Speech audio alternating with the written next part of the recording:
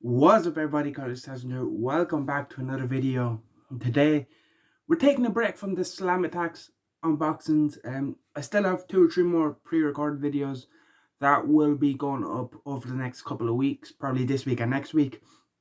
But I decided I've uploaded back-to-back Slam Attacks, well, pretty much back-to-back reviews with AEW figure reviews and then Slam Attack unboxings over the past week, and I wanted to do a video where I sit down and talk to the camera. Well, not really, because today, as you can tell by the thumbnail and title, is my predictions videos, but I do want to start doing a bit more videos like this where I give my thoughts and opinions on stuff as well.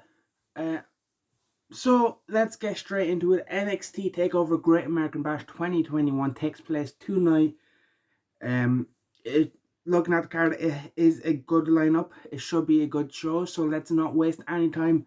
But before we get into my predictions, if you are new around here, please hit that subscribe button, hit the like button on this video as well, and let me know in the comment section below your predictions for NXT TakeOver 2020, or it's not even a takeover, NXT Great American Bash 2021. I have the 5 matches that have been, I think these are the only 5 matches announced, what I have in front of me anyway. So I assume they're the only ones announced, so that's what I'm going off. First match I have in front of me is not Karrion Cross. I'll leave the NXT Championship match to last because that's probably one of the main events. We have the $1 Million Championship on the line. LNI, of course, defending against Cameron Grimes again. If Grimes loses, he becomes Knight's Butler. I want Cameron Grimes to win. I predicted him to win at the TakeOver ladder match. I love Cameron Grimes since his days as Trevor Lee in Impact and PWG. But I think for storyline purposes, Grimes loses. As much as I want to see him win it, and as much as I thought he would win at the TakeOver, the stipulation of him having to be the butler of Knight makes me think they're going to go that direction. Get a few vignettes, a couple of weeks out of that, before eventually leading to a third match where Grimes finally beats Knight. And yeah, so Cameron Grimes is as much as I want him to win. I think he loses here, becomes the butler of Grimes for a couple of weeks.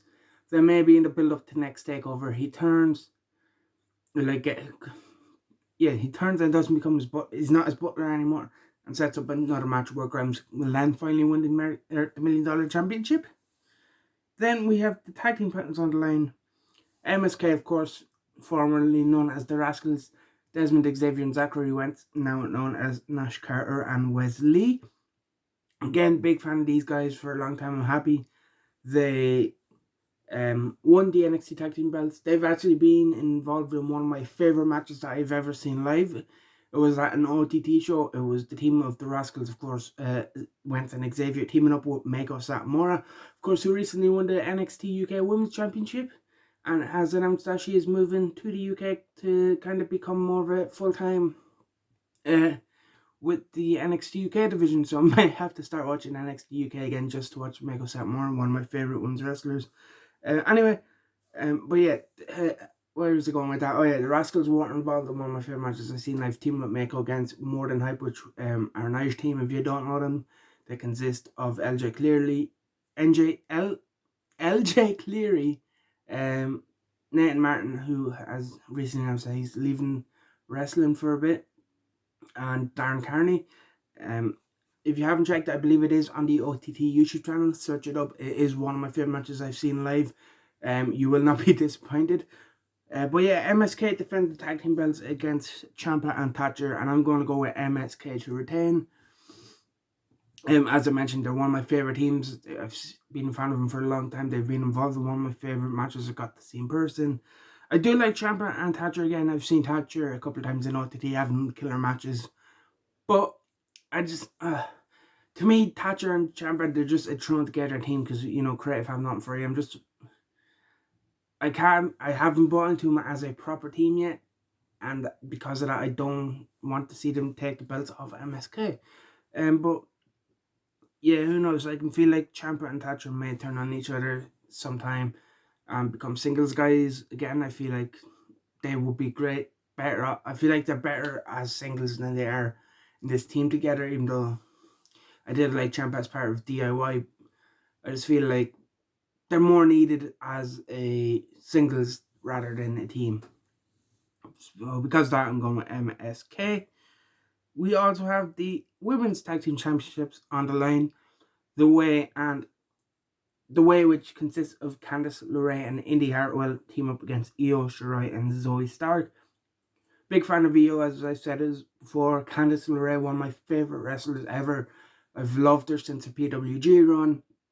And yeah, anyone that knows me knows how much of a fan I am of Candice LeRae. And because of that, I'm going with the way because of Candice. I'm so happy Candice is finally in a kind of a prominent role in the women's division.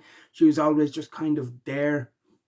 And she'd get a shot every now and again at the belt, but like, as much as I wanted her, when she was never really like the serious try, she was just kind of filling until someone else came along to challenge. So I'm happy she's finally doing something of note in this run with Indy Hartwell as the way, of course, with Gargano and Austin Theory as well. So because of that, I'm going with Candice, of course, to retain alongside Indy.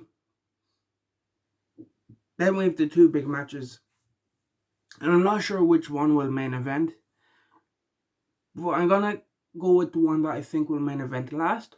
So next up, I have the NXT Championship match. Yes, I don't think the NXT Championship will main event the Great American Bash.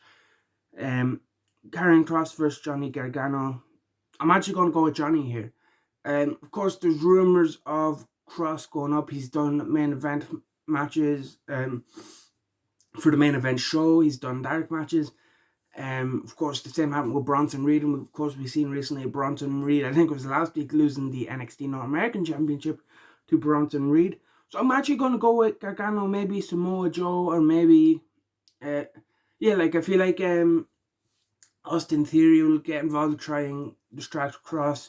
Joe will come out and all this, and because of all the shenanigans and distractions, Johnny Wrestling is going to get the win here, become the new NXT Championship for his second time, I believe, maybe his third time. But once again, Gargano will become NXT Champion, and I feel like Kross will then move up to the main roster. Maybe he'll have one match at a takeover before the draft where he like faces Joe or something. But yeah, I just with the rumors of him getting ready for the call-up, with him being on main event and stuff, and same happening with Bronson Reed and Bronson losing the belt, it makes me think Kross is going to lose the belt sometime soon. And why not go with Gargano here? And then main event, what the match that I think should main event, the match that probably has the most behind it in terms of build and storytelling, is Adam Cole, baby, versus Kyle O'Reilly. Of course, if you know the history of these two, not just in NXT, if you want to just talk about the NXT stuff, they came in together as part of the Undisputed Era and eventually turned and had that killer match at, was it Portland or whatever takeover? No, Portland was years ago. No, Portland was a few years ago before the pandemic. And why did I say Portland? The last takeover, Stand and Deliver, was what it was called. They had a killer match, I believe it was on that takeover. And this time they're going at it again. Of course, even before that, they started on the Independents as Future Shock, and then had a feud on the Independents, came in together as the Undisputed Era, of course, as I mentioned. So a lot of story and a lot of history between these two. A lot of great matches with each other, not just in NXT, but in like PWG, New Japan, Ring of Honor, and places like that. This is a hard one to call. I can see it going both ways, but I'm actually going to go with Kyle O'Reilly. I feel like Kyle is the one getting a bit of a push here. Cole, he's been like one of the longest reigning NXT champions. He's held the belt for a while.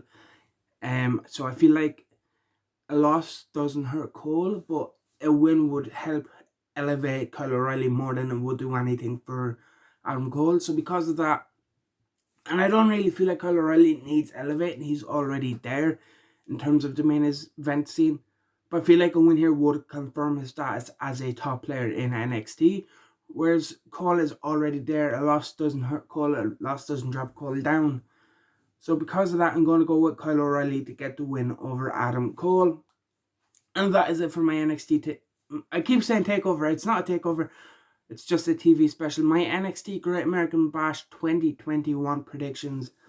Yeah, let me know what you think of these predictions in the comment section below. Leave a like and subscribe, and I will see you in the next one.